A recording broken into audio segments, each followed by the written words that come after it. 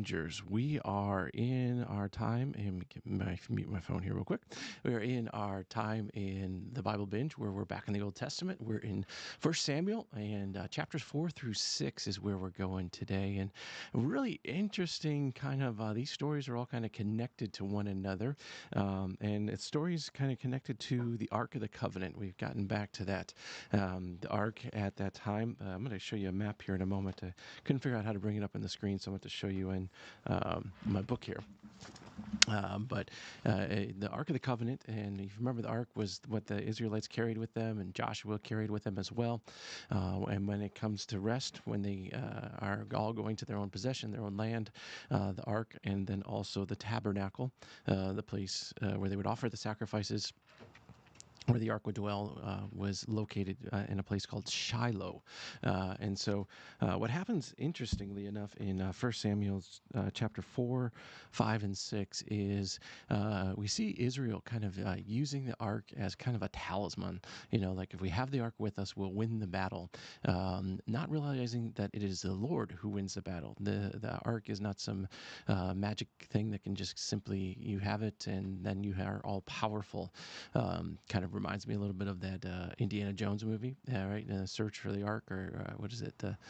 Raiders of the Lost Ark, I think that's the name of it, where it's set during World War II, and they're searching for it to find this Ark of Power. And instead, what we learn is the Ark is not the Ark, the power. The Lord is the Lord that has the power.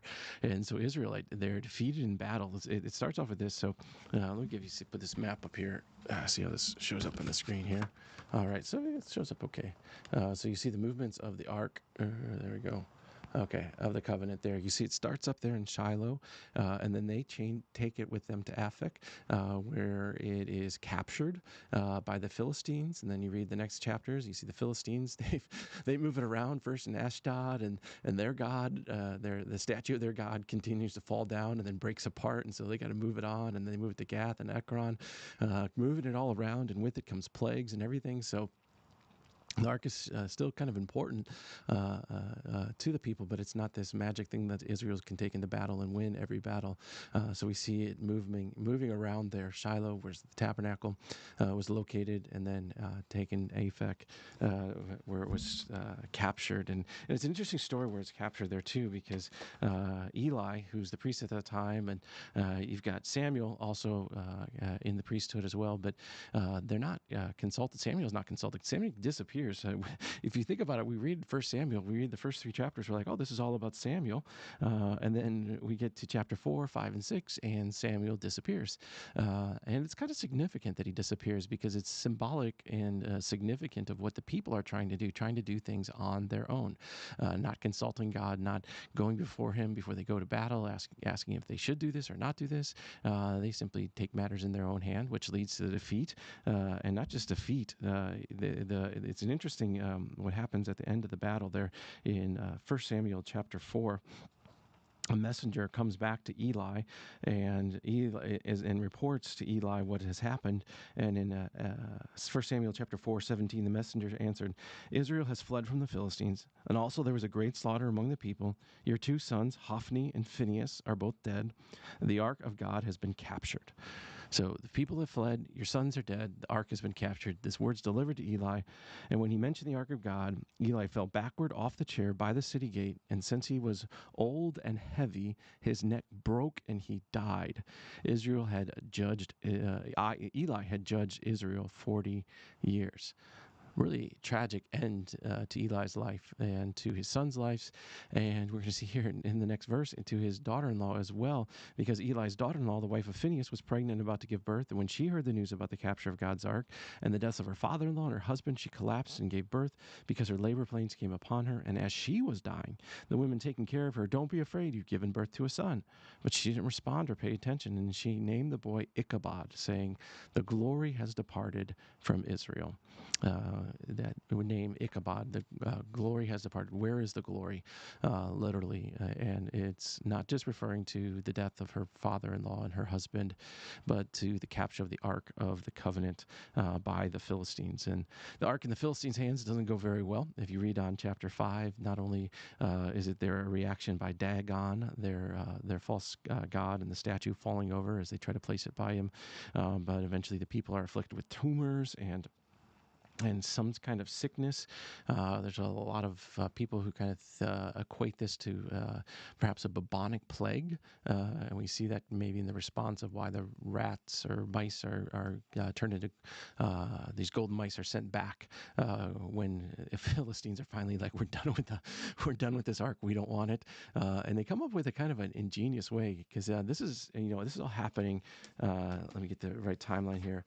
So we're talking about 1069 BC, happening as the story begins in fall and kind of early winter, and then we time it on. It continues on until we get to the excuse me. Find my page here in the commentary. Late fall, early spring in 1068, because we have a harvest kind of situation going on when the ark makes its way back in to Israel, to Beth Shemesh. Beth Shemesh is where it goes. So there you kind of see there's the Israelites. Let me get the okay. So hopefully get this up on the map. I got to figure out how to do this on camera. That'd make it easier. There you go. So Shiloh is where it started. Shiloh is where it started, where the ark and the tabernacle was. The Israelites take it to Ashvac. It's defeated, and it's taken captured by the Israelites to Ashdod. Doesn't last very long there because people are getting sick, and their god Dagon is falling over. So they move it to Gath. It doesn't last long. Gath sends to Ekron. People in Ekron are like, "What are you doing to us? We don't want it. Send it back to Israel." And so they send it back to Israel, and they do it in a kind of interesting way, the Philistines, because they don't just send it back. They put two milking cows, two mother cows who are nursing their calves. So they've never been yoked. They've never been pulling a cart before, but yet they're chosen to do this so that if Israel, so that the cows, they want to make sure that this is from the hand of God, that this isn't just happening by chance. I think it's how they said it, and that's in chapter 6. They say it to us. So the men did this. They took two milk cows, hitched them to the cart, and confined their calves in a pen. Then they put the ark of the Lord on the cart, along with the box containing gold mice, their kind of tribute, and the images of their tumors. And the cows went straight up the road to Beth Shemesh. They stayed on that one highway, lowing as they went. They never strayed to the right or the left. The Philistine rulers were walking behind them to the territory of Beth Shemesh. And so they get to the territory of Beth Shemesh. The people are in the field. They're excited. Here it is. The ark is returned. But we see also, and there's a textual variant on this, that somebody looked inside, or perhaps a whole clan looked inside, but nevertheless, we hear too in verse 19, God struck down the people of Beth Shemesh because they looked inside the ark of the Lord. He struck down 70 persons. So perhaps they too were not treating the ark as something that God has given to them, or what they were, what their sin was regarding that as well. But this Ark of the Covenant kind of conversation, it kind of just shows up here in the middle of it. We might have forgotten about it for a while, but here it is back in the story, and it's going to be eventually, we're going to see on this map again. Pull it back up so you can kind of get where it's going. So eventually, so we're in Beth Shemesh is the Ark of the Covenant, and then it's going to be brought into the house of an individual there in Kiriath Jearim, and then eventually it's going to be brought up into Jerusalem by King David when he makes Jerusalem his capital and the place where the name of the Lord will dwell. And that's a place also too where the not just the Ark of the Covenant is going to be brought, but the tabernacle is eventually going to be brought as well. We see kind of the tabernacle around this time, it seems to either get destroyed or moved. We're not exactly sure. It doesn't exactly mention it, but there's a map in this commentary too talking about it moving from Shiloh to Bethel, and perhaps to Shiloh again, then to Nob, and then to Gibeon. And the reason we say some of these things is we'll see, for example, one story where David will take some of the bread from the tabernacle and feed his men because they were hungry. And we see that that's happening, I think, in Nob or Gibeon. I can't remember exactly which one it was, but not yet in Jerusalem. So the place of God making his name dwell is moving around, but it's not to be treated as some kind of talisman where if you've got it, you've got the power and you can do whatever you want. Not the point. Not the point at all. The Philistines learned that, or the Israelites learned that. The Philistines learned that. The Israelites learned it again.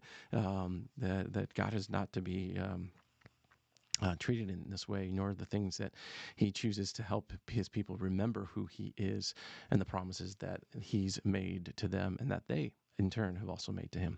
So hope this story in the midst of the reading of Samuel is an interesting one for you. It's just an interesting kind of one-off where Samuel disappears and we just hear this story of the Ark of the Covenant as well, and how God uses that. We get to chapter 8 and 9 tomorrow, and we'll see Israel beginning to ask and demand for a king. They want to be like every other nation. They don't want God to be their king. They want an earthly king. They don't want a theocracy. They want a monarchy. And that doesn't work out very well for them right away either. So more about that tomorrow. So hopefully you enjoyed a little bit more about this, learning exactly where it's going and the area around which the temple is dwelling, or the tabernacle is dwelling. This is before the temple. Remember, Solomon's going to eventually build that temple, but you can understand why it's so important for the people as it gets along here, because they've seen the hand of God working through all of these various ways. Even the Philistines come to recognize something is up when God, the Lord God, shows up, when this tabernacle, when the ark shows up as well. So God's blessings on your journey, and